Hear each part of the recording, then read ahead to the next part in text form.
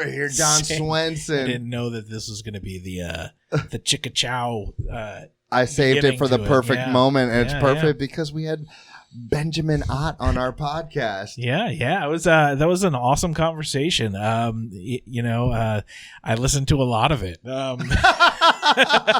You did? I did, but it was really great to learn. Like, we really dug in with Ben about Cardboard Arena, especially, and his history with like Magic the Gathering and building this place that's like all about community. Ladies and gentlemen, this is not just an average dude who decided he wanted to own a Magic the Gathering game type store. This is a guy who didn't have to do this. He's a financial advisor. He's a successful one. He has plenty of clients, plenty of money he's managing, but he was like, hey, what would make this town better? What would make the world better? What would make people happy?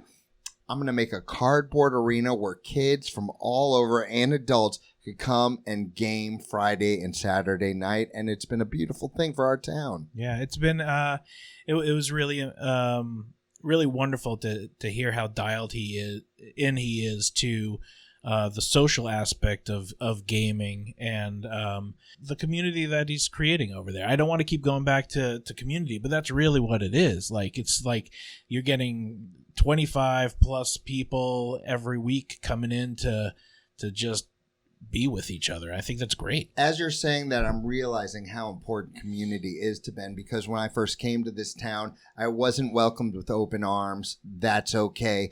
But when I was meeting several parents, one of my students' parents was Ben, and he's like, hey, man, I throw axes. You want to come axe throwing with me? I'm like, I'm so glad I met this guy. And here I am, way more than a half a decade later. I don't even know, 8 years later. And here we are over some microphones. And I just love the guy to death. And I think the future is looking bright as he is expanding Cardboard Arena. And he'll talk all about it in this episode, brother. Yeah, well, let's get to it. Ladies and gentlemen, Ben Ott.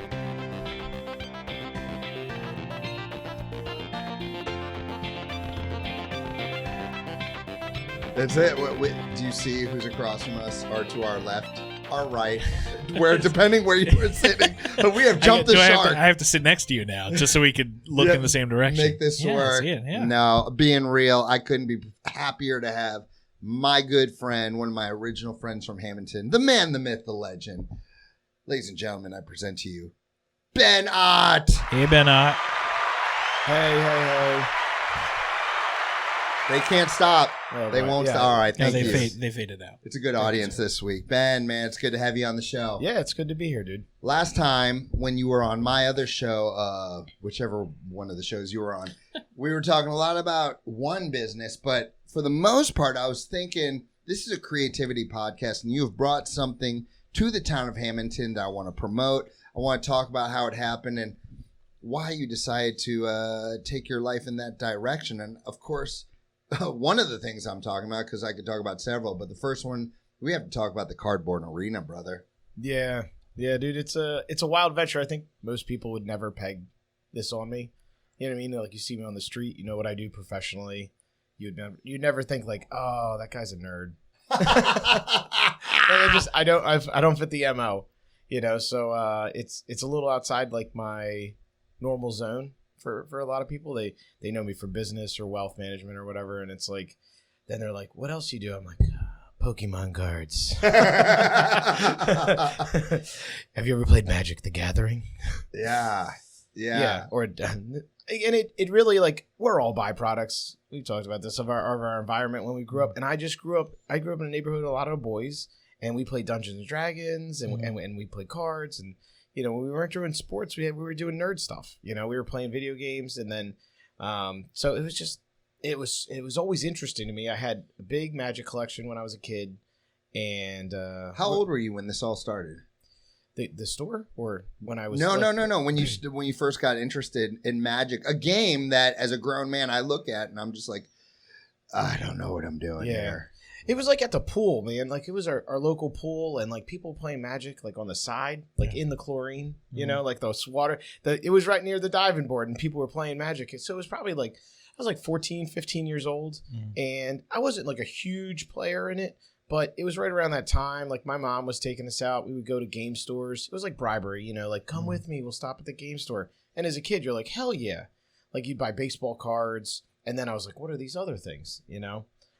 So I started, you know, I just had a small collection, and then hats off to my parents. Like, they kept it. And so it was really like, then it was like 2 decades of silence, you know?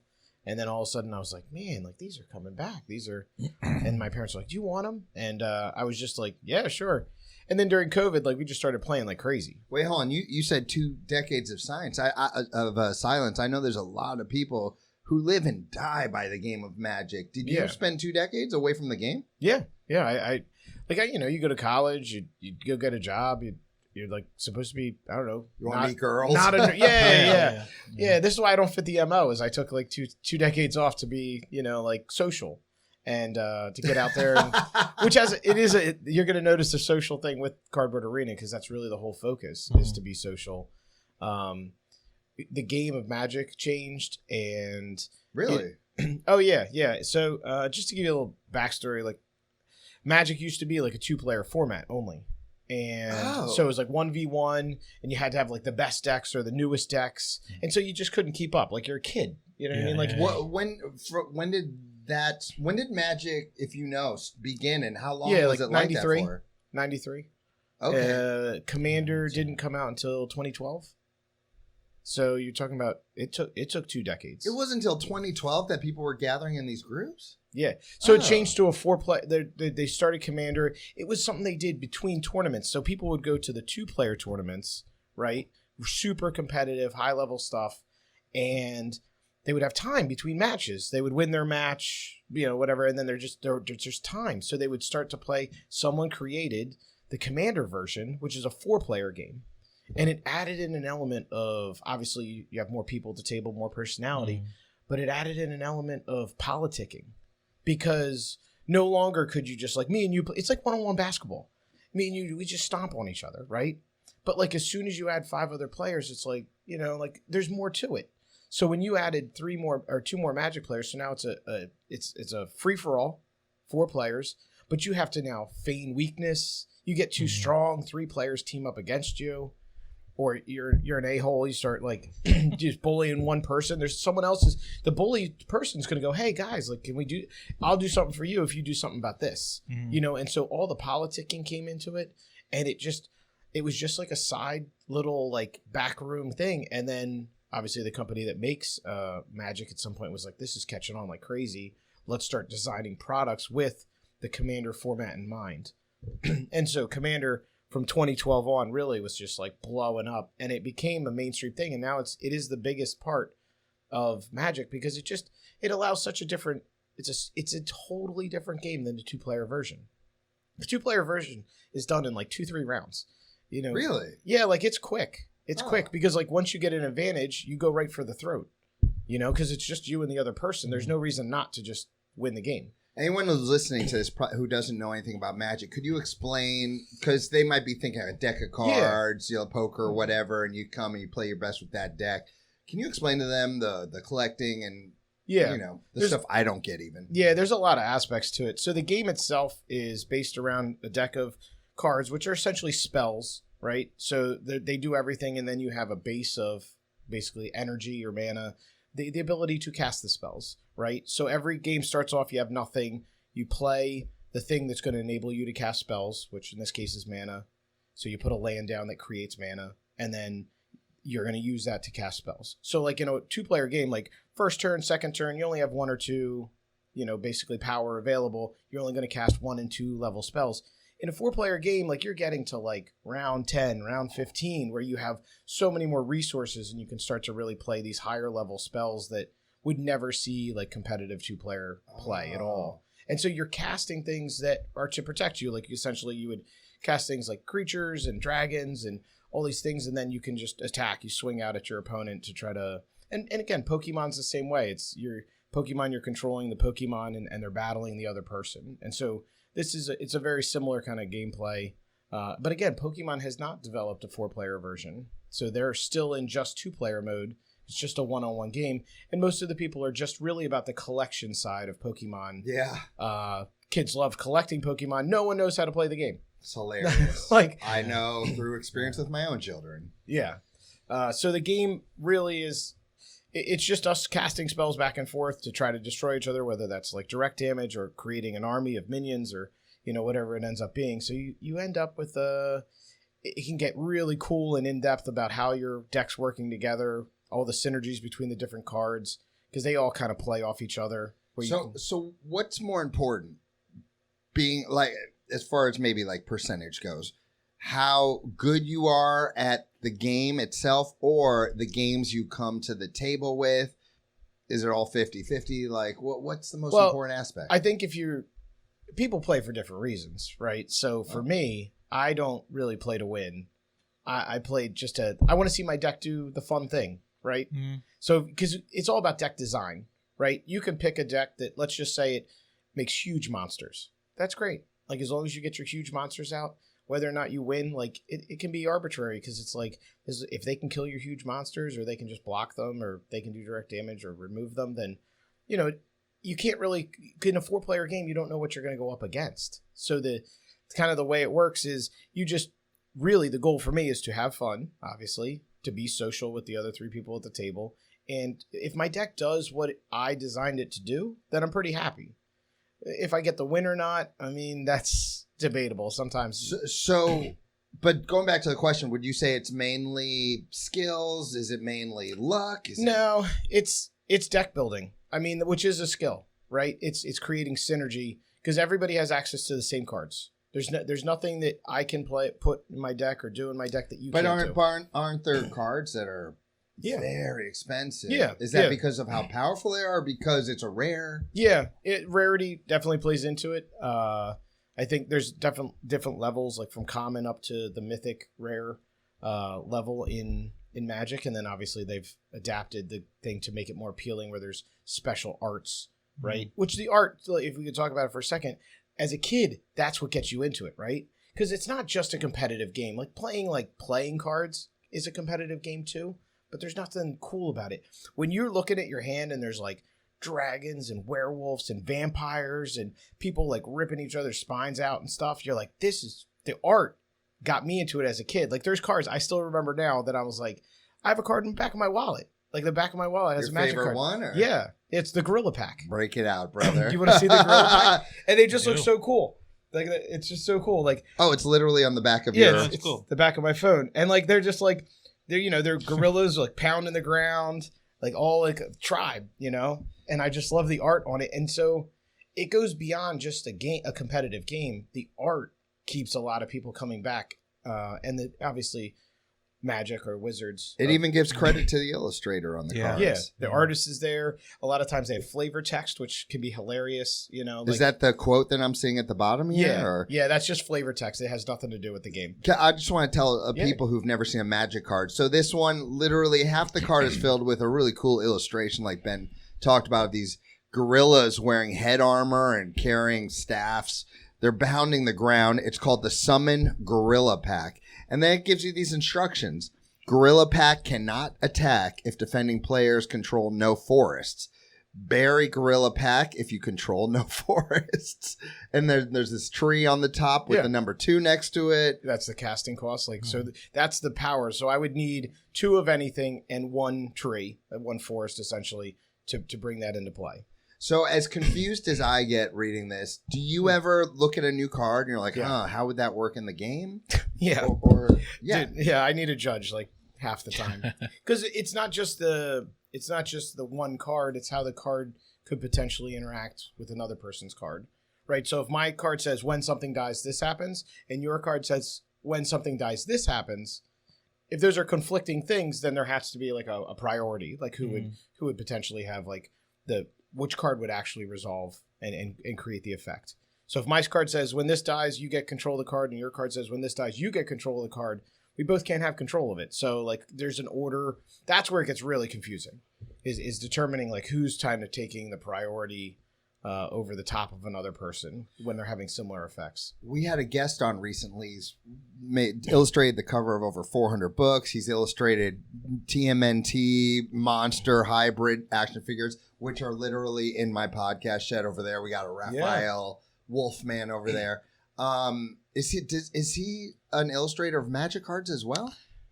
I can't remember it. I thought he had done like one or two of them. What was it that he did then? He did something like that, right? Did he do D&D? He definitely did D&D. He did D&D. He did a lot of D&D stuff. Okay, so he did like the covers and illustrations in a D&D book. Yeah, well, that's the cool part is Magic obviously licenses a lot of this IP. So there's multiple D&D sets. Like there is Adventures of Forgotten Realms, which is a D&D product, which was a full set for Magic. There's Baldur's Gate, which is another full set, and then they basically, and it copied the old players, like the covers of the old players had like the art, how they kind of did like the grayscale black and white sketches of the characters in the old second, third edition, third and 3.5 edition. It used those on the cards. So they took the art from the D&D books and used it into a whole Magic set for that year's release. Oh, wow. And they've since come out, like Magic continues to kind of like come out and use IP from other things. There's a Lord of the Rings set, there's Marvel sets, I just bought a whole Deadpool like collection. Oh, it's all that's Deadpool cool. cards. Are there any like pro wrestling sets? Someone put together a Ninja Turtle There deck is a Street Fighter once. set, dude. There's a Street Fighter Secret Lair. Flailing ogre. I just sold a Ryu. Like it literally has a Street Fighter set that came out in a Secret Lair, and it was all Street Fighter characters. They did like a Doctor Who set. Yep, too, right? there was a full Doctor Who set. There was a Walking Dead specialty thing, and like they do all kinds of things because again, you're mixing. The competitive game is fun, right? And that's why I got into it. But what keeps me coming back is the art, because you look at the art of some of these things, and then they come in. And like my son just made a Black Panther deck. It's cool as hell. He's got Black Panther on the front, like just like all Wakanda behind him and stuff. He's up on the hill with the sun coming down. It's the art on some of the cards. You're just like, this is crazy. It looks so good. So with these cards, do you see a point where the creativity is just going to eventually run out, or is this like an endless thing where they just can keep making new cards and it remain fresh? I don't think it's endless, but they've come out with remastered sets to try to bring back some of the old IPs that they created 20 years ago, and like, let's freshen up the arts. Let's bring in some of the new, because there's foiling, like kind of like the shinies, right? You call them the hollows. That's what my kids always want. Yeah, they want the hollows, they want the shiny ones, and then they've used new techniques for the foiling. To create different effects, like even like little symbols in it, or different like halo foils where there's lines in it, or galaxy foils which have kind of a glitter appearance to them. And so I think, to answer your question, that's the cool part, is you can take some of these older sets, bring them into the current technology of the printing and the foiling and the pressing, and really like refresh it. But it's not going to change the game. There's always going to be a high percentage of those sets that are reprints. They're just older cards that they're freshening up or adding new art to. So now, was Magic the first customizable card game that you got into? Yeah, I think so. To the best of my knowledge, it's hard to remember back 30 years, but it was definitely the one that was the most popular, because Pokemon didn't come around for another couple of years. That was like 96. In our 20s? 96. Oh, not even. Okay. Yeah, 96 is like the old, like first. If you ever catch like some of the older cards, it'll say 96, 98 on the bottom, or 95, 98. And those are like those first edition Pokemon. So like Magic was pretty much the first, which is why it's probably been around the longest. Like it has stood the test of time because it's so complex. And I think MIT came out with a study and they said it's the most complex game because like more than chess? Yeah, like it's because there's millions of potential outcomes, because you have millions of cards. Everybody's making custom decks, like nothing standardized, and it is the most. And every turn, there's 30 decisions to make. Yeah, there's so many variables. So it's just such an interesting game. And then again, getting back to the store, the reason I started the store had nothing to do with art or the cards. Well, can we preface this with yeah. This man, Ben, he worked his butt off to build his clientele to where he is managing, I don't want to give any details, but millions and millions of dollars. He's got great responsibility, and, people go to him, people trust him. And then on the side, he opens a freaking game store. Yeah, I can't imagine there's too many gentlemen out there in the world like you. No, I mean, if you were to look at financial advisors or wealth managers, not many know what a Magic card is or a Pokemon card. They would definitely struggle. It's an interesting combination. Let me just break this up. Me. The verdict, because I had to know from ChatGPT, what is more complex? Chess, which is a game dear to my heart, and Magic the Gathering. It says chess is like a mathematical mountain, structured, deep, and precise. Magic is like a chaotic multiverse, creative, ever-changing, and full of loopholes to exploit. Yep. That's cool. Yeah, like when people design their decks, like a lot of people will or try to put in infinite loops, essentially, like ways to instantly win the game. And this is something you can design around, as you can say. If something says when everyone loses one life when I draw a card, and then this other one says when anyone loses a life, I draw a card. Like, you know what I mean? Like when you draw a card, everyone loses one life. And then it like if you can get both those cards down on the table and the table's watching you do it, and they let it resolve and sit there, then all you have to do is draw a card. And then everyone loses a life, and then you draw a card, and everyone loses a life, and you draw a card, and everyone loses a life, and then the game's over. Nice. And so, like, there's all this nuance to it because, again, like, I don't want you to do that, but if I know you're doing it, I'm going to try to stop you. And if I really know you're doing it, I'm going to tell the rest of the table to try to stop you. And the rest of the table's going to be like, is that what he's going to do? Is that what you're going to do? And then you can lie to our face. So you can be like, that's not what I'm doing. like, what are you talking about? I'm not doing that. And so, like, it becomes this thing, and then you try to do it, and someone goes, he lied. He lied. So, like, people form alliances, they politic, they have to work for and against each other to try to win, if that's really what they want to do. So, it's so interesting. Don, you know our good friend OC, right? Yeah. I know he hangs down at a Cardboard Arena. He's there every freaking Friday. Yeah. This guy, ladies and gentlemen, he's a poet, but more than a poet, he's a face puncher. He's my boxing instructor, and he's one of those guys that does not hold back. I mean, OC, I know you hold back a little. He will be like, oh, you don't think I'm holding back? No, but he will mess you. But I hear that he has the same freaking strategy in the boxing ring as he does in the cardboard arena. He is, yes. OC is. He's pretty ruthless. He's of all the people that come to Cardboard Arena, OC is the one that I look forward to playing the least. Because like it's not just that he's good. He's clearly good. It's that he's vindictive. Mm-hmm. Yeah. Right. So like, oh yeah. I remember when he goes, you know, you're the reason I've lost life this game, and I'm like. And then I'm like, what about the other two people? He goes, no. and you're like, okay. And then he just smashes you, and you're like, what the hell happened? He saves it all up. He's a genius player, but he's also very like, smart guy. but he's ruthless. Like it's not. Ladies like, and gentlemen, hold back. This is a man who is what 5'8".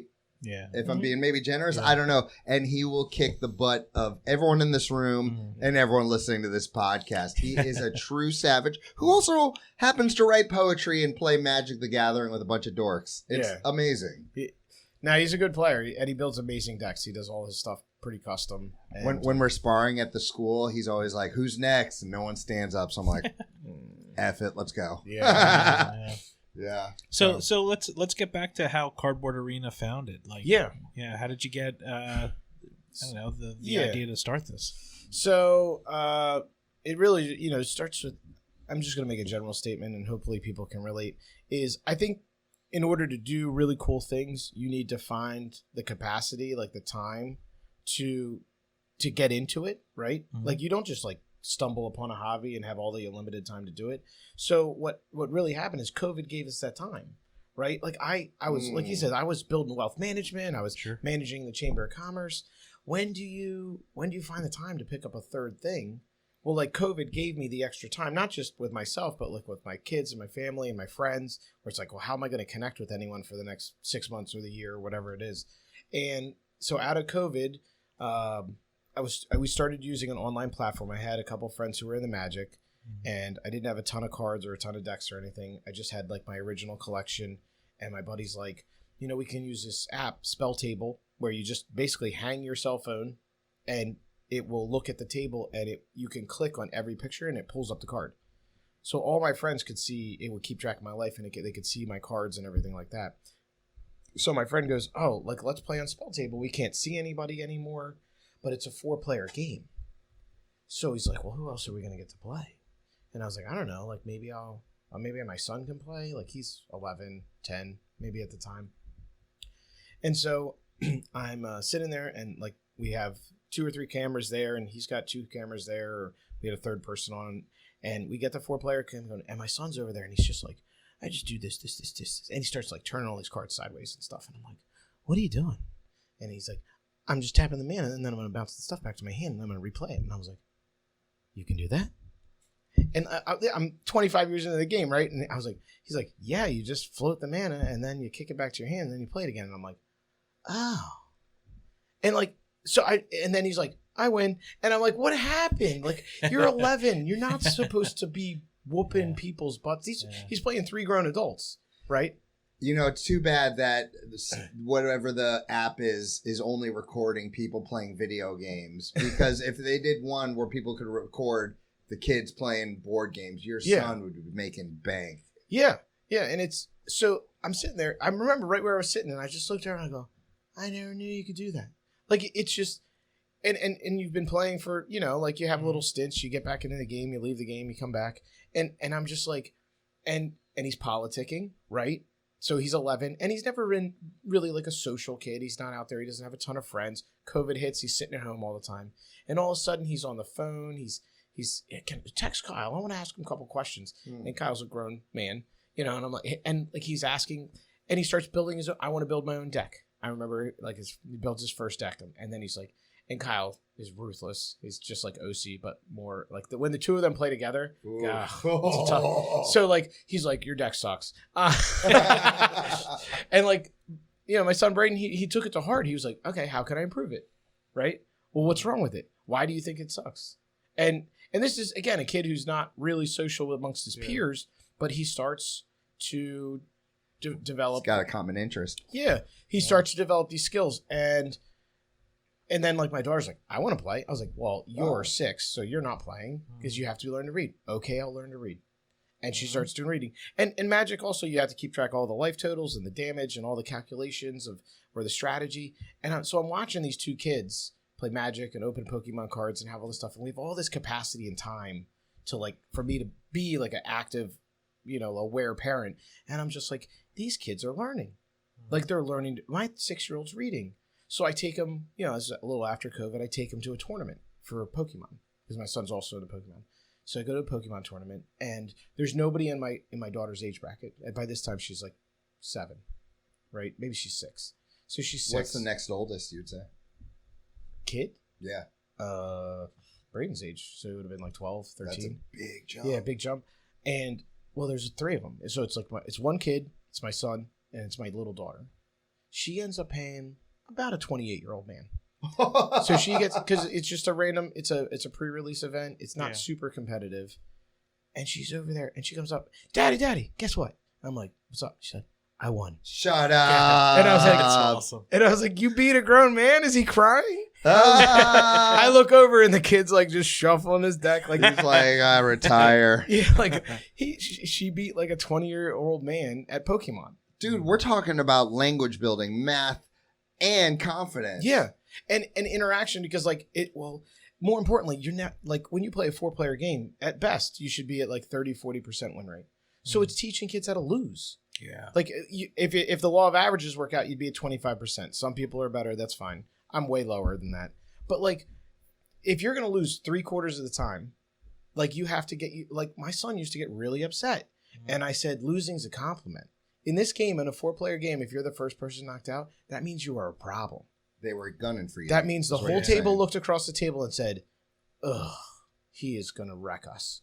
And we need to take him out immediately, and the 3 of them teamed up. So it taught him that losing was a compliment and that losing was okay. Because like at best, you're going to win maybe 30-40% of your games. Is it possible to have a strategy where you are the man at the table, but you can hide it until the moment's right? Yeah, a lot of people do that. They'll sandbag or like, you know, just they'll put the pieces out that look the most inconspicuous. Yeah. And then all of a sudden they're like, and here's the, you know, the keystone to the whole plan. And then oh God, that's a horrible plan. And then like everybody dies. So like, yeah, you can definitely hide it. OC's a master at that, which is why he's so good. I look over at his table. I'm half the time they're like, it's threat assessment, Ben. And I look over and I go, I don't know what he's doing yet. I have no idea. I can't tell because he's masking his I his love win that condition. people can put their personalities into their play style of Oh, this yeah. game. Yeah. No, because you can what we call a pillow fort, which is all protective stuff. Pillow? Pillow fort, yeah. So you just put a lot of things that, like, if you want to attack me, it's going to cost you. Or you can only attack me with one creature per turn, or you have to pay life or mana to attack me. So, like, you can pillow fort, you can be aggressive, you can do direct damage. There's so many combinations, and you get to... Some people play where you don't get to play. Like, so, like, I'll play stuff that says, your stuff doesn't work. Skip a turn. And you're like, wait, what? And then all of a sudden I'm like, son of a bitch, someone do something about this guy. He's stopping me from playing. So you can play completely different ways. But the point is to answer the question is I saw all the math, politicking, skills, socialization in my own children and the financial aspects of the game and the interest in the game. And I said, this would be so cool. It would be so cool for these kids to have some place to go that wasn't my house, right? Because, like, obviously at the time we weren't going over to people's houses, but, like, there's not a lot of places that anybody could go. You'd have to drive, 30 minutes to get to another place to play. And so I was like, it would be so cool if we had a place like this where people could just come and play. And for the first year of the store, I swear it was that most of my clients were 7th graders. Like, the bulk of my clients were 7th graders that were coming in just to play, and the parents were like, "Oh my gosh, we love it. We're the cheapest babysitters in town." They would just drop them off. Were they well? They barely knew it. In all seriousness, were they well behaved? Yeah, 100%. As long as they had a phone, I was like, cool. Text your parents, whatever. And the parents, they didn't burn out, like leaving them. We're out of here. See ya. And they just would leave the kids, these 7th and 8th graders. They would all come in. There was probably like 5 or 6 of them. I talked to the parents. They were like, we're just so happy that they're out of the garage or out of the basement. Yeah. And the kids are happy they're out. And Don, they were very well behaved. I'm sorry, Don, my brother, have you ever been to one of these tournaments? I haven't, no. So usually you go down into these, I say down as if it's in a basement, but it feels like that. Generally, it's just a bunch of dudes at folding tables, and it smells. Am I right? I don't mean to be mean, but usually there's a funk in there. But you go into the cardboard arena, it's got all the nerd stuff, but there's also like a cool factor to it, as opposed to the other ones where I'm like, oh, I'm sorry, babe. I know you want to get out of here. Let's roll. Lisa will go into there. Like, it's a cool hangout. It's a very cool place you've made, man. A couple of the moms have been coming by with their kids, and they order pizzas. They order pizzas right to the place, and they let the kids just play board games because we have a whole shelf or a whole wall of board games. And then they just sit on the side and chit-chat, and the kids eat pizza and play and stuff. And I really wanted to create something that we stay open super late because I wanted to create something that was kind of like, there's not a lot to do after like 6, 7, 8 o'clock. Yeah. We live in this small town where a lot of things close. Yeah. Early. Yeah. So we've been staying open till like 11:30 midnight. Wow. Every Friday and Saturday night. Wow. And people come, they hang out, they play. It's kind of like, I always call it like it's an alternative to the bar scene. If you want to hit the bar scene, you can go at 12:01. You know what I mean? But a lot of people come because it's just like, let me get out of the house. And what I really noticed, again, with my kids, that first year we were open is, again, they're not very social. And then all of a sudden, here comes a group of 7th graders. And my son's like, hey, what do you guys want to play? Do you guys want to play something? Can I get in? And he wasn't friends with them. He didn't really know them. But he started to, again, it wasn't forced socialization. But like, he was like, well, I'm not just going to sit here and do nothing. So all of a sudden he would jump in on their games. Mm-hmm. And I'm not saying he made like the best friends in the world out of it or something, but it opened him up. He is the most social at all, like anywhere I ever go at a cardboard arena. I love that. That's and he's 14 now. And he's still like, that is where he feels most at home. Like, he begs to go. Like, as soon as we're about to open, he's like, can we go? Can we go? And he sits there and he doesn't talk to me. Like, he sits there, he plays games in his own pod, with 3 other people that he now knows from 2 or 3 years of hanging out at the store. And he plays his own games. He stays late. He stays up late. And then on Saturdays, I just drop him off. I don't even go with him. Really? Yeah, because I have an employee on Saturdays that takes over the store most nights. And I just drop my son off and I go, have fun. Let me know how it goes. He's like my little spy. Make sure everything's up and running. Mm. But like, I just drop him off. He hangs out with a bunch of 20-something-year-olds. And again, Cardboard Arena, really the name is because there's no electronics. So it's that socialization aspect of no matter what you play. whether it's a board game, a card game, whatever. Because there's no electronics, you're sitting there and do you want to play something? You know, do you want to, what do you want to play? Like, we could do something. And that forced socialization of, otherwise you're just going to sit there and stare at each other. It's worked wonders for him. You know? And in school, it's like, you know, you never know what people are into, but everyone goes to Cardboard Arena. Everyone there loves games, so you have something in common. Yeah. When you go into Cardboard Arena on an average night, every time I've been there, it's pretty packed. Yeah. What in general are people doing? Yeah, so we have about 7 tables available that are open, and they usually sit 4 to 6 at each table. So we'll have probably average night. We'll have 25 people there, 25 people, and mostly Magic.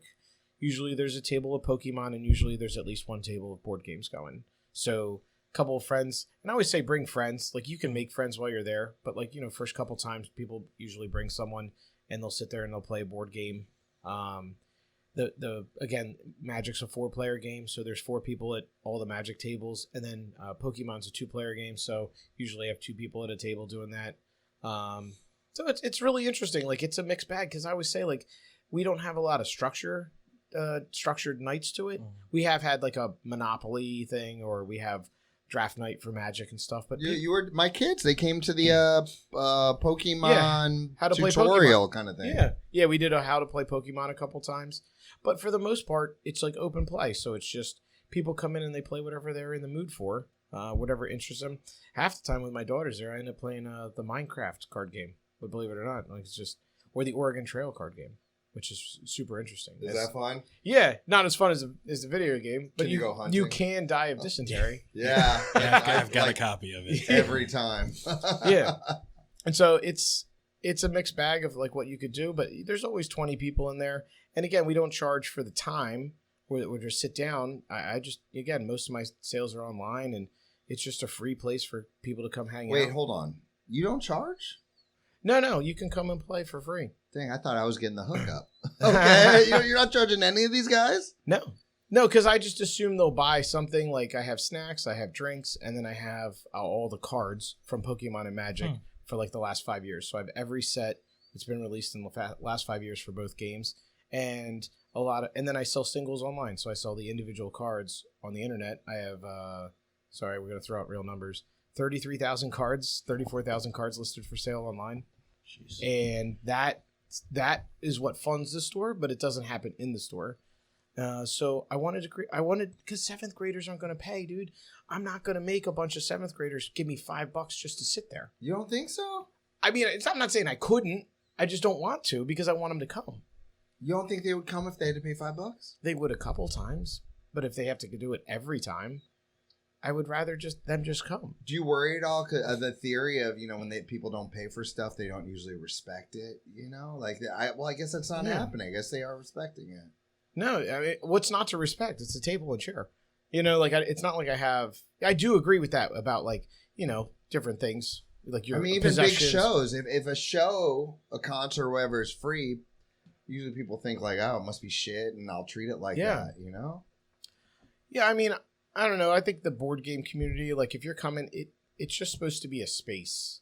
And if you're using it as like, hey, I just want to go play in a space, there's not a lot you could do to disrespect it, you know, table and chairs. But for me, I wanted to keep it accessible, because in my view, like, my 7-year-old is never going to pay to walk into a store and sit down and play a game, but they're learning so much, and there's so much positive things that come out of showing up and doing it. It just didn't seem fair, you know. I didn't want to deter that age bracket.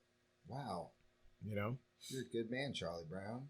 Well, again, this comes from a place of not only privilege, but perspective to say, like, in my eyes, I don't need to charge the $5. Like, I'll eat it. You know what I mean?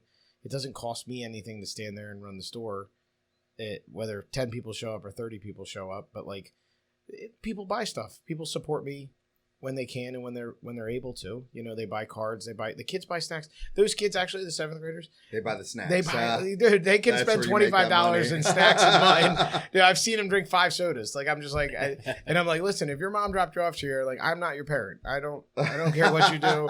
If they said drink all the sodas, that's on them. You know what I mean? And it's funny because I actually had a bunch of, they were probably a little younger, maybe like 5th graders come in with their moms, and they ended up buying all these Magic cards. And I was like, what are you guys doing? Because I just assumed, I'm like, I don't know why they're buying. They're like, we're making a deck. And I'm like, do you guys know how to play? No.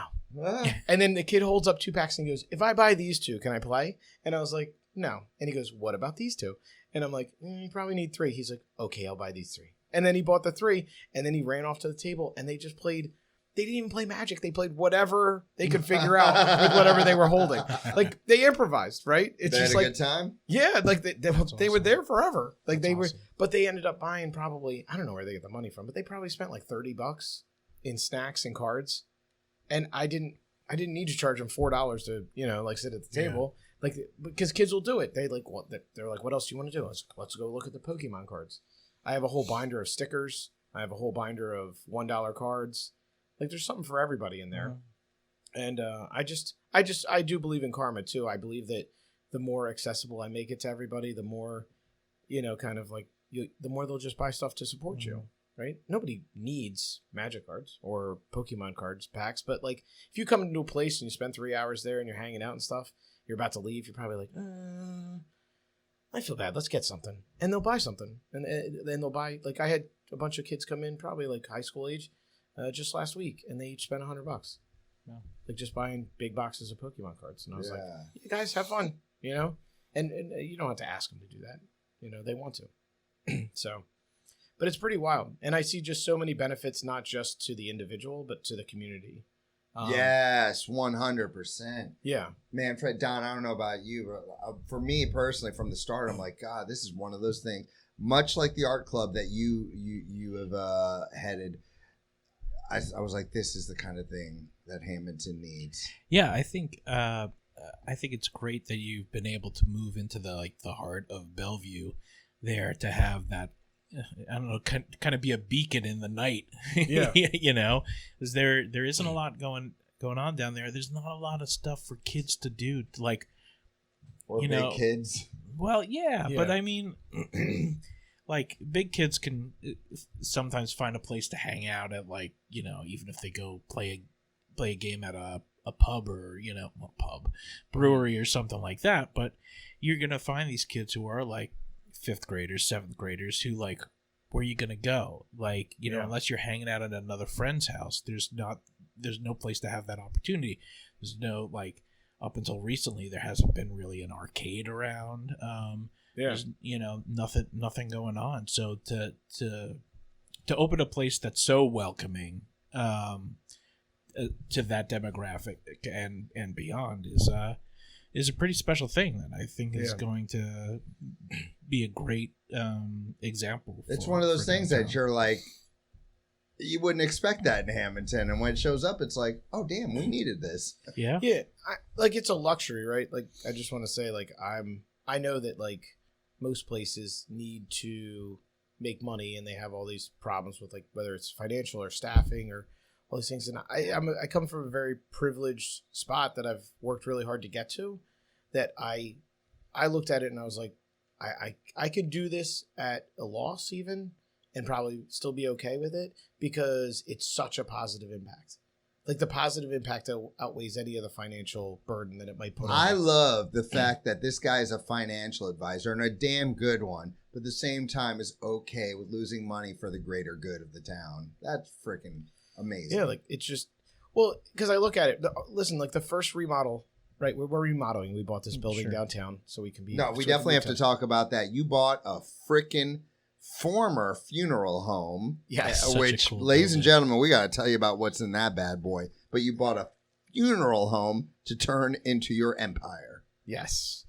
Again, it was the place that was available. I looked for years for a place to buy downtown, and there's just not a lot of turnover down there. And a good friend of mine called me with kind of an inside deal to say, hey, this is the word on the street that the owners had passed away, unfortunately, and the business had announced that it was closing, and so the building might be becoming for sale. And so we kind of swooped in as fast as we could before they went to public market and said, hey, what do you want for it? We'll give it to you.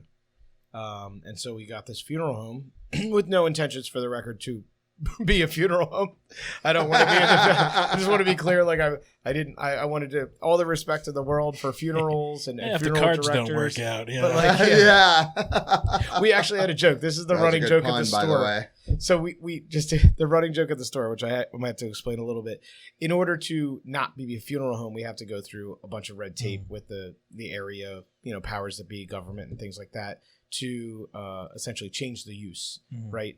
So the running joke is if they deny us, we're just gonna have a funeral every Friday and Saturday night. So we'll just be like, poor Ed, let's play magic in his honor. Like we're just gonna have to rent a body, and then rent a body, and then every Saturday night be like, we want to play Warhammer 40K this weekend. So it's like, who can we bury? Pets die all the time. I've had so many hamsters come and go. I mean, Yeah, if we don't get approval, we're going to be a operating funeral home, and in honor of the fallen, we will play cards this weekend. There's no greater. Dude, hey, can you tell Don and the listeners? Have you taken the full tour, Don? Yeah, I took a. Okay, can you? Yeah. I don't know how long this stuff is going to stick around, but we're talking 1950s funeral home. Yeah, 40s. 40s. Can you give a little brief overview, if this is okay, Don, of what you might find when you walk into the future cardboard arena? Yeah, so we have two morgues. One's from the 30s or 40s. Actually, I can trace. I'm working on some historical stuff, but we have advertisements you can go in the county library and look at old newspapers. We go all the way back to 1919. It was advertised as a funeral home, the Jones Funeral Home, and he has advertisements in the local newspapers, the county papers, advertising funeral services at this location. So we've definitely been around a long time, and they have like the old school morgue with the old school, I would say, embalming table. It's really just a porcelain table. It's so cool. wild. With a trough at the bottom. Yeah. And a drain hole, which drain hole, baby. Which is always honoring. It was ironic because I'm like, where's it drain to? Because there's no plumbing. It literally, I guess they used like a bucket.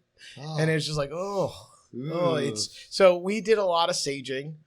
We have a lot. There was leftover supplies. If you don't believe in werewolves, there was a tremendous amount of silver nails in boxes. I guess silver nails were something they used during the embalming process. I have no idea. Whoa. But if there was vampires or werewolves or whatever, like that was evidence for me enough that they were using silver nails for a reason. Wow. And then they didn't have the suture stuff that we have now, the technology. So they have both silkworm and cat gut string, I will call it. Of course. And so it's advertised, and it's in these little glass vials. Like you would break the vial, I guess, and pull out the cat guts and then use it to stitch people up. And so it's, and then there's a 70s morgue, which was the updated version. And then we have more disco balls. And yeah. There's a lot of bell bottoms and dance. Light up floors. And then we have a coffin elevator, which the basement was a kind of a showroom for what to get buried in, and they had miniature versions. I don't think it was all. There's some full size ones, but they had a lot of miniature ones down there. Very heavy, like they were the actual materials and stuff that they would bury people in. And so there's a full size elevator, like no walls or anything. So if you can just picture a rising platform, and it just bursts out from out of the floor. And then here comes this coffin. It's like rising up like an Undertaker entrance or something. Yeah. Like it's the hidden floor, and then it just rises right out of the middle of the room. And so the coffin elevator's there, and it's pretty cool. I'm going to keep the coffin elevator. I think it's too cool. Well better. Well, you had mentioned the possibility of an escape room even. Yeah. I thought if you could just trap everyone in the basement, and then the way they get out is you have to figure out how to activate the coffin elevator, and then you get to rise out of the floor like Charlie's Angels, like with your fingers up, a little, and it would just be so cool. Like, but obviously that's probably a fire violation, but whatever. But whatever. Everyone will be fine. Yeah. But I wanted to say, like, one of our first remodels things was we were looking at windows, because the idea, like you said, like this beacon. Funeral homes traditionally, like it's just all solid walls, very private. Obviously, they're having a mourning or celebration of life, and so it's all just complete wall. right? Really dark in there. And so the one of the first remodel talks was just like, how can we want people to see this. This is a beacon. We're going to be open till midnight. Everything else closes at 7, on a Friday night. Like, so we want everybody to be able to see that there's people in here, that there's kids, that there's, games, and there's people laughing and people music playing and all this stuff. So we have these monster 120-inch windows that we quoted out because it's like 13, 14-foot ceilings in the front. And I'm just like, we got to have as much window as possible because when people drive by, I want them to know that Hammonton's not like a, rural dead town after 7 p.m. Like that there's still stuff going on. And it's just super cool to imagine that we might be able to take this old, funeral home and turn it into a beacon of, something to do that, and no offense to the bar scene. Like I enjoy the bar scene. I actually do go to the bar every time. Every time I close. We know. Yeah. We know. You go to a bar, you will see Ben there. Hell yeah. But like, I still wanted to give people options, and really like just celebrate the diversity that is relaxation, right? And engagement and enjoyment, creativity, those types of things, the core tenets of who we are as people. Listen, I love having a beverage, going out to a bar, but if there's not a lot to do there, Yeah. So if I can do both, if I can do all, hey, let's go play some board games. Let's grab a drink and then go play some board games. Let's play some board games and then grab a drink. Like, it all works together, and it gives people, especially people under 21, it gives them options that, instead of sitting in someone's basement or wandering around town, they can come to us and hang out and maybe make some friends. I do want to tell a little story if I can. Just before you do, how it's a huge process, ladies and gentlemen. I mean, he's got, 3 floors, a whole roof dude, Don, it is fun standing on that roof and looking down at Main Street. It's like, it's so cool. So how's the process going? I know you had a little leak in a pipe or something. Yeah, we popped a pipe. We're gutting. And, it's a whole process. Oh, wow. It's a twist off, brother. Oh, well, I thought you've been lifting. No, not like you, boo. So it's completely gutted. We had gutted the second floor, which is residential. So we're hoping to have 2 apartments up there, which again, this is the financial end of the stability of the business is if you have 2 apartments up top and they pay a lot of the bills or the utilities, then it allows the store to just continue to be a free place for everybody to enjoy. Yeah. So we have the 2 apartments we were gutting. We shut the water off except for like the heat area, and then one of the radiators, these are old cast iron radiators, they popped, which drained the system, which then popped the pipes because the heat went off. So is this place ever going to be open? I mean, that's the hope. I hope by the end of the year I'm there, but oof, man, I do not envy the work you have ahead of you, but I commend you for taking on a task for the greater good. Yeah, it's a lot of work, but I call this the gap year, where it's just going to be like an absolute shit show, and I'm going to lose tens of thousands of dollars in the process. If it's any consolation, when Don and I put together our own game show, we had a blast using your facility for it. Good. Yeah, it was a lot of fun. I actually want to really put like a recording studio in the basement. Like, I have a really big goal to put something like this where we're sitting right now in the basement of Cardboard Arena. So what, you want your own show, or what do you think? Well, so there's a huge market online, Whatnot, YouTube for box openings, gameplay, how to play board games, like pack openings, and then even people who just want to do podcasts. So I was like, again, I can do it.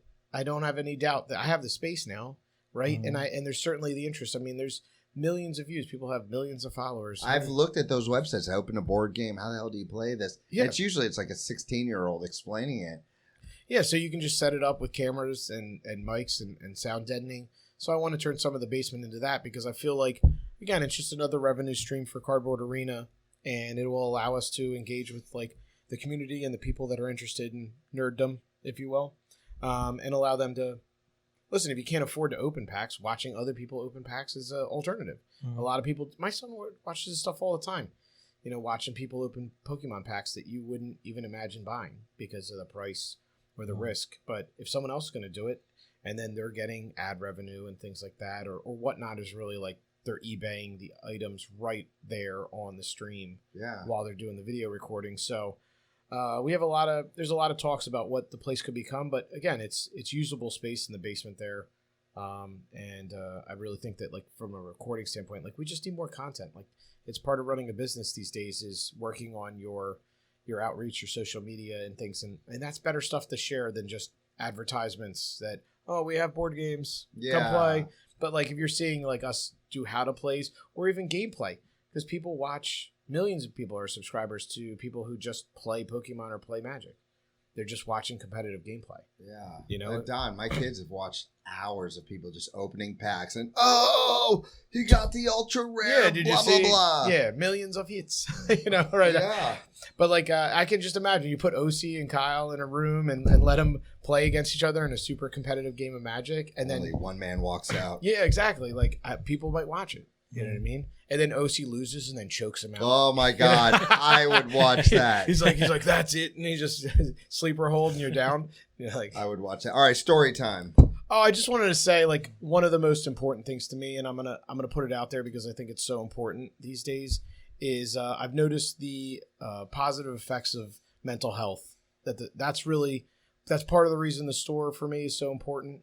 It's, everybody wants to talk about, like, it's fun, it's games and stuff, but I had this guy who's going to remain nameless. He would come into the store, and for the whole first year, he's been there probably 2.5 years. And for the whole first year, he would make a lot of jokes about killing himself. Like, straight up. Just, he thought it was funny. It was something he said all the time. My kids are there. So it wasn't the most comfortable situation and stuff. And I can tell you in the last year, he's probably said it once or twice. And to me, that, like, I was worried about him. I was legit, and this is not a person I knew before he came into the store. He came in with a couple friends. He came in the store a lot, every Friday, every Saturday, pretty regular. And I felt like it was so important for him to be there and his friends to be there because it was kind of like they didn't have the best other places to go, whether they lived with their parents or roommates that they weren't really comfortable with. So he would come into the store quite often, once or twice a week. And again, he wasn't spending a ton of money. He was just coming in. And I just want to say, like, that to me gave me a lot of strength to kind of persevere through this because I thought to myself, like, this is such an important place for him. And to hear him crack those jokes, I didn't always think they were jokes. You know what I mean? Yeah. So I would listen to him, and I've noticed in the past year, we're down to one every 6 months. And even then it's mild. It doesn't feel as serious and stuff like that. So I just want to say, like, the effects of kind of being in a community and kind of enjoying your hobby and having friends and having camaraderie amongst people, it can be really important for some people. And so, like, it keeps me going. Like, sometimes, like, you don't want to do it, or you're like, well, I'm just losing a lot of money, but I'm like, no, like, this is really important. Not the educational part was great. Like, it's fabulous for the kids, fabulous things. But there are certain people that they're not there to learn, and they're not there just necessarily just to play games. They're there to find people. They're there to socialize. And I've just noticed with this one guy in particular that some of the jokes were borderline uncomfortable, and I never had to talk to him about it. I kind of would hint that, maybe it was, hey, around the kids and stuff like that. Like, just, be a little careful about what you say. And I just think mental health is so important. It's so kind of like on the forefront of people's minds in this society. But it's part of Cardboard Arena's mission to give people a place when they don't feel like they have a place, Yeah. And that can be taken to a extreme. And we're seeing this in year one. In year one, we're having someone come in who maybe isn't in the best mental state, maybe is struggling in life, and then they come in week after week with 20, 25 other people, and they're starting to build relationships, and they're starting to have friends, and I remember he goes, this is the best part of my week.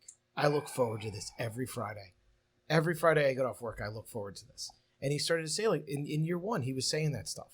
And you could see the positive effects of always having a place to go, of always having friends. I'm using air quotes, right? Because again, I didn't know. I still don't know his last name, I don't think.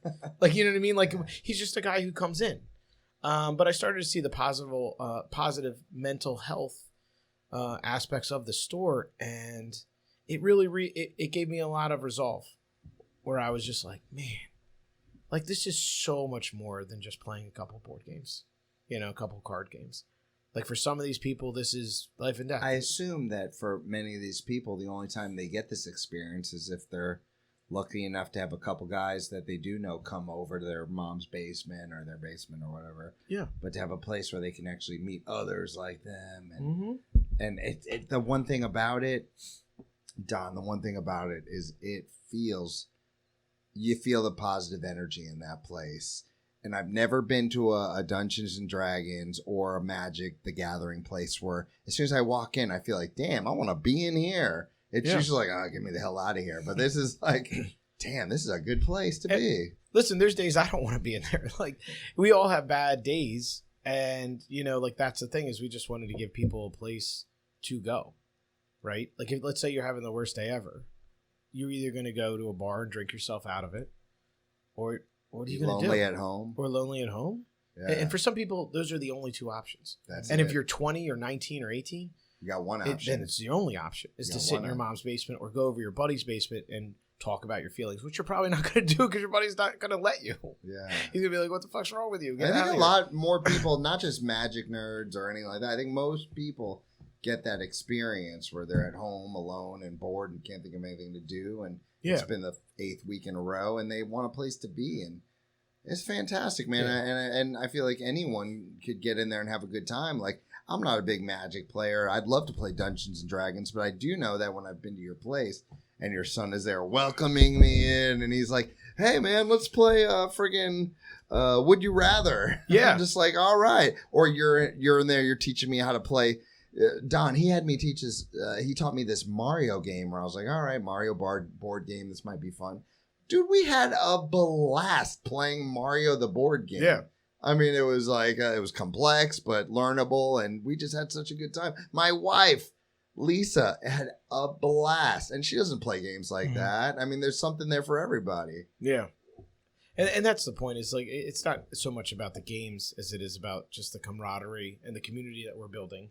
Like, that was the primary mission for me, is I wanted to build a community first, and I knew I could figure out, like, how the business would run and all the, red tape and employees and making money and all that stuff on the back end. But I needed to build a place, a community first, because there was a need, there was a vacancy, right? And I think I remember saying to you when you first started, I was like, I think there's people out here who need something like this. I wasn't sure. Yeah. But boy, man, when I came there a couple weeks or a few months later and saw the place packed, I was like, you did it. Yeah. Holy shit, you did it. Yeah, and that's the thing, is it's just awareness. I want to keep it that way, where it's like, it just, people get to know it. People understand that it's there if they need it.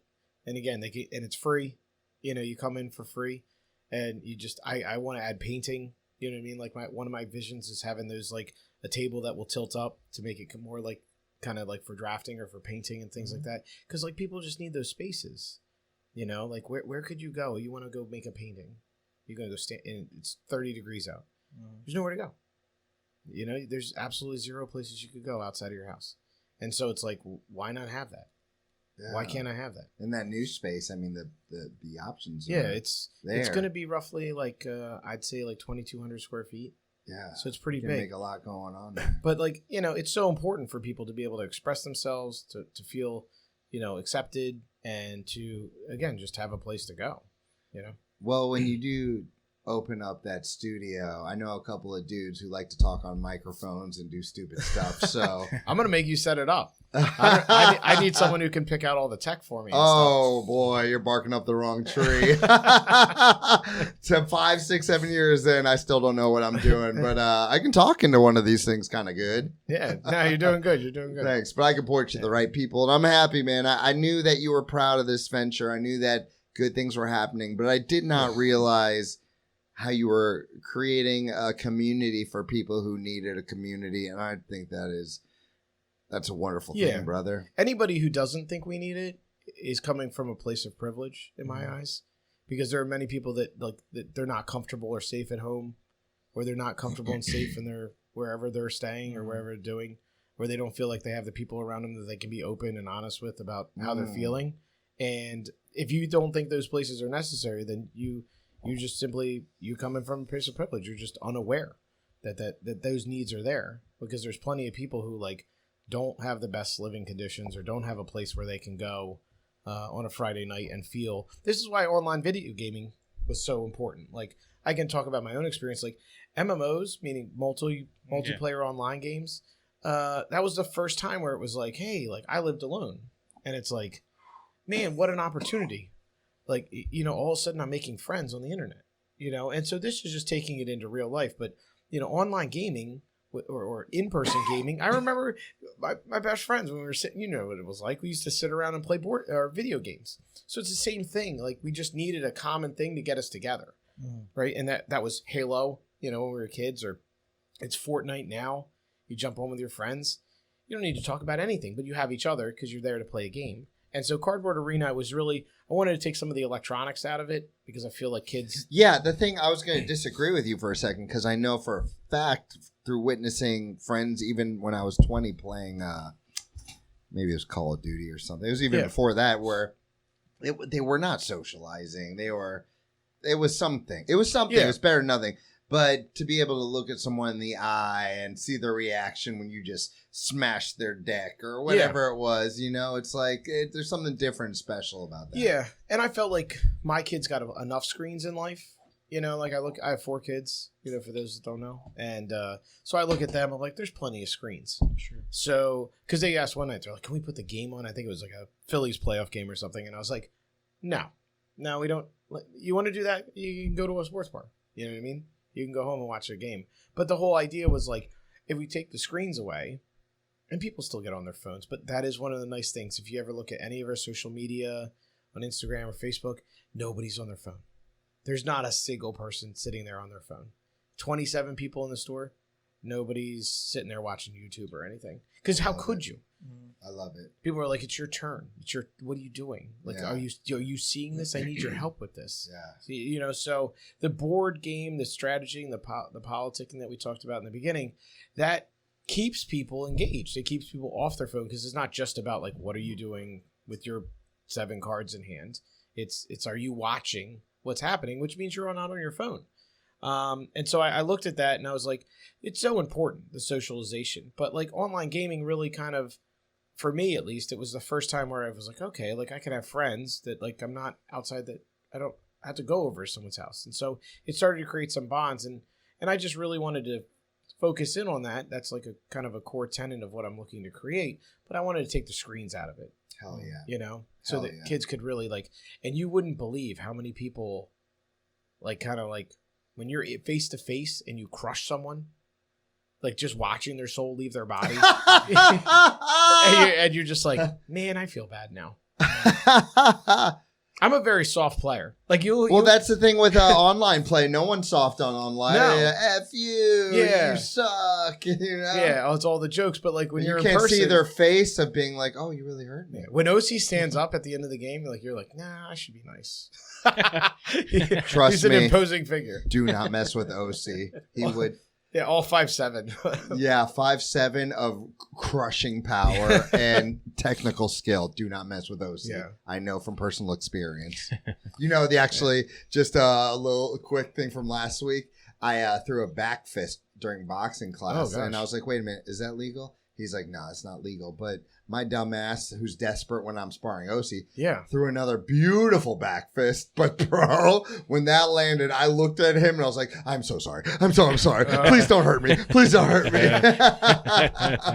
Don't mess with OC is basically what we're trying to tell everyone here. Well, I think that, again, this is where, like, you know, it's a real emotions, right? Because it's easy online to, like, just talk the trash. Yeah, you can do whatever you want. You can whoop people and you feel great about yourself. But like when you do it in person, when my son tells me he won, like he's actually not that happy anymore. Like he doesn't come to me with like the greatest feeling in the world that he won. He usually has a pretty good explanation of here's how it went down, and you know. And the same thing when he loses. No longer, not a single time. I've never heard him complain about losing. Oh wow, and that's huge. That's huge for a 14-year-old. Anyone who owns a son who is over the age of 1 knows that's huge. Yeah, like my 5-year-old doesn't play any games yet, but he literally, you could say anything to that kid that was stern or critical and stuff, he would cry. He would run, scream, cry, because he just anytime, literally, even tonight, I think learn how to handle it. Yeah, he just doesn't know how to handle it. I think my wife said something along the lines of like, she was saying I love you to my daughter, My 5-year-old heard it, got upset, started crying. Oh, you love her, yeah, not you me? love her. Yeah, because in his head he's like, Mama? Yeah, he's like, you love her and not me. He ran from the room screaming bloody murder. Rightfully so. You know, and like it just builds such resiliency because you get used to. Yeah, resiliency is huge. Yeah, like this is how life is. You're not going to win everything you do. You gotta be strong. You know. Hell yeah. And so it's really kind of taught. Everybody has to deal with it, and you're not just going to go in there and win. Yeah. You know, and so even OC, some not often. But everybody eventually Watch your words, brother. Yeah, not Watch your often. words. But they learn how to lose. You know what I mean? And I think that's just so important. Right on. Well, from the master of losing, Don, do you have anything left you would like to drop on this podcast, brother? This guy needs some sleep. I've already lost the conversation, so I don't really... This man, ladies and gentlemen, please appreciate Don Swenson, the man who works all day, drives all night to be here with all of you. Ben, thank you for doing this, brother. Yeah, this was awesome, man. Yeah. No, thank you for having me, dude. Yeah, when's the new cardboard arena opening? I don't know. Yeah. It's all on the architects and the contractors and the electricians, the plumbers, the whole shebang. So I hope we can get for the holidays. Hey, can I throw something out there? Maybe the part 2 of this episode, hopefully, give or take a year, 10 years, we could do it at your place. Yeah, we could do it in the That'd basement. Be cool. Yeah, dude. Fun. Let's make it happen. All right, ladies and gentlemen, Benjamin Ott, we have jumped the shark.